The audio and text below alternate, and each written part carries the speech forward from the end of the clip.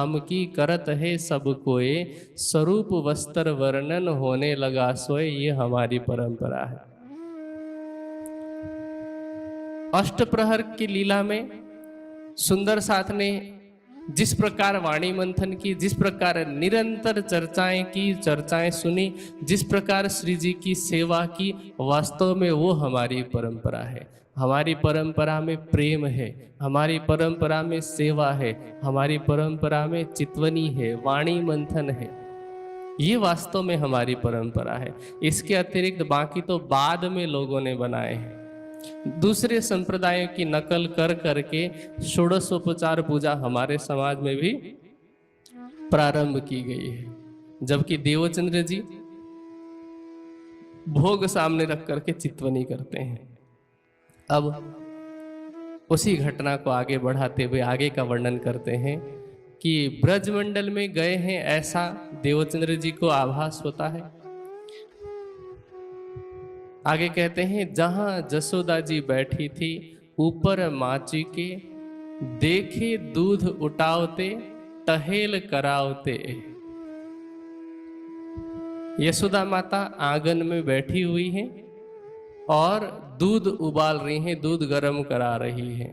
और अब गर्म दूध करने में ये होता है कि छोटे मोटे काम साथ साथ में कर सकते हैं, पर जैसे ही ध्यान भटका तो दूध उबल करके बाहर आ जाता है।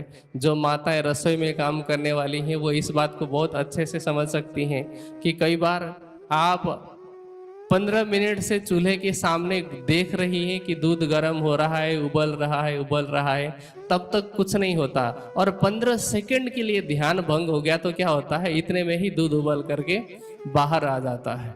तो इसीलिए यशोदा माता वहां पर बैठी हुई हैं और पास में बैठ करके थोड़े मोड़े काम कर रही हैं। वहां देवचंद्र जी पहुंचते हैं, लेकिन किस भाव में पहुंचते हैं? वो देवचंद्र जी के रूप में नहीं पहुंचे हैं। किस रूप में पहुंचे हैं? राधा जी के रूप में। ऐसा क्यों? क्योंकि जब उन्होंने मंत्र भी लिया था तो उस समय भी जब ये मंत्र लिया ना, भजमन श्री वृंदावन कुंज बिहारी नित्य विलास, तो वहां पर भी हरिदास जी ने उन्हें ये सिखाया था कि सखी भाव होए भजियो, सखी भाव से बजना है। और जब बाल मुकुंद जी ने दर्शन दे करके देवचंद्र जी के स्वरूप की पहचान कराई थी, तब भी कहा था कि ये तो वो राधा रानी है, रास बिहारी, जिनकी कृपा से मैं अखंड हुआ हूं। इसलिए अब वो उसी भाव में स्वयं को मानने लगे थे। तो अब वहां देवचंद्र जी पहुंचे हैं। मैं देवचंद्र जी कहूंगा, आप राधा जी के रूप में समझ लेना, कोई बात नहीं इसमें। तो देवचंद्र जी वहां पहुंचते हैं। जैसे ही यशोदा जी देखती हैं तो बुलाती हैं उन्हें। अब उन्हें पूछते हैं देवचंद्र जी कि कृष्ण जी कहां पर हैं? यशोदा माता कहते हैं कि वन में गए हैं खेलने के लिए। देवचंद्र जी कहते हैं कि मेरा मन उन्हीं में लगा हुआ है, मैं तो कृष्ण जी से मिलने आई हूं। और वहां से वन जाने के लिए तैयार होते हैं। इतने में यशोदा जी कहते हैं कि अच्छा थोड़ी देर रुक जाओ, कुछ मिठाइयाँ लेकर के जाओ। तो वो मिठाई मंगवा करके देती हैं और कहती हैं कि दोनों मिलकर के खाना। देवचंद्र जी मिठाई लेकर के वन में जाते हैं, जहां पर बाल गोपाल छोटे छोटे बच्चे खेल रहे थे, और वहां जाके पूछते हैं कि कृष्ण जी कहां पर हैं। बच्चे क्या जवाब देते हैं कि आप कौन से श्री कृष्ण की बात कर रहे हो, यहाँ पर तो टोले टोले में कृष्ण है। टोली क्या कहते हैं? ग्रुप को, समूह को। तो ये कहते हैं यहाँ तो हर समूह में कृष्ण है। फिर उन्होंने कहा कि कृष्ण जी नाम जब बहुतों का है तो मुझे नंद जी के बेटे कृष्ण से मिलना है।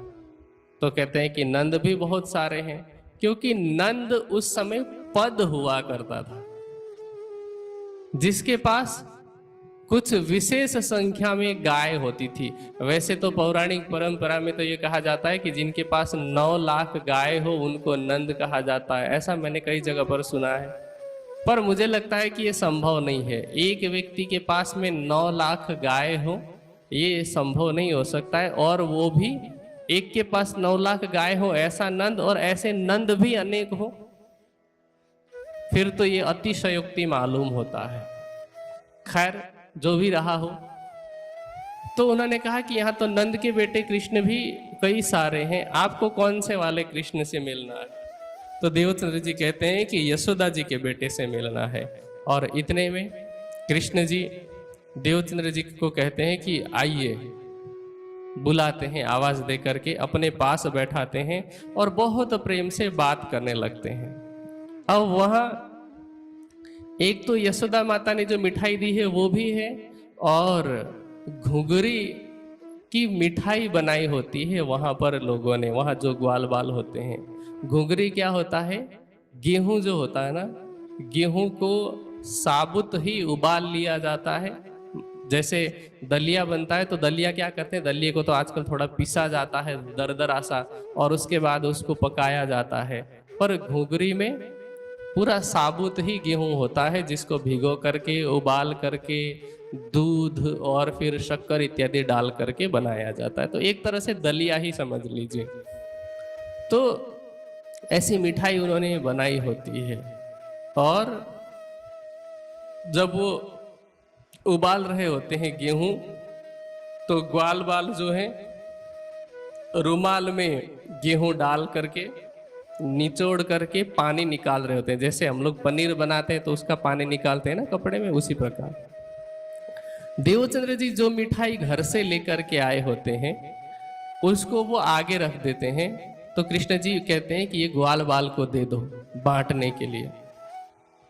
और जब बच्चों को दे दिया ग्वाल बालों को, और उन्होंने कहा कि हम दोनों के हिस्से की जो मिठाई है वो हमें दे देना, बाकी आप लोग आपस में बांट लेना।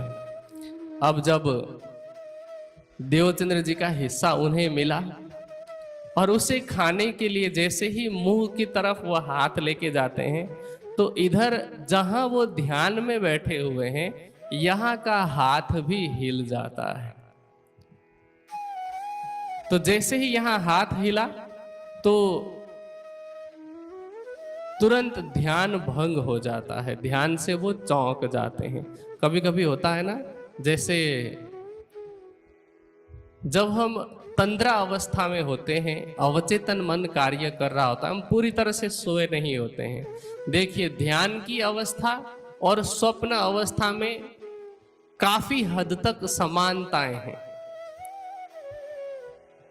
जैसे कभी कभी हम दोपहर में जब सोए होते हैं, विशेष रूप से, रात को तो ऐसा नहीं होता, पर दोपहर में सोए होते हैं, मान लो कि कोई कुछ खेलता हो तो उसको, जैसे फुटबॉल खेलने वाले हैं ना यहाँ पर बच्चे, तो उनको दिखाई पड़ेगा कि फुटबॉल आपकी तरफ आ रहा है, आप उसको रोकने की कोशिश करेंगे तो ये यहाँ का जो शरीर है आपका पैर भी हिलता है, ठीक है, या कोई हाथ से रोकने की कोशिश करेगा तो हाथ भी हिलता है, ठीक है। और इतना ही नहीं, कभी कभी तो टीवी देखते हुए भी जो बहुत ज्यादा मगन हो जाते हैं ना, मैंने कई बार देखा है।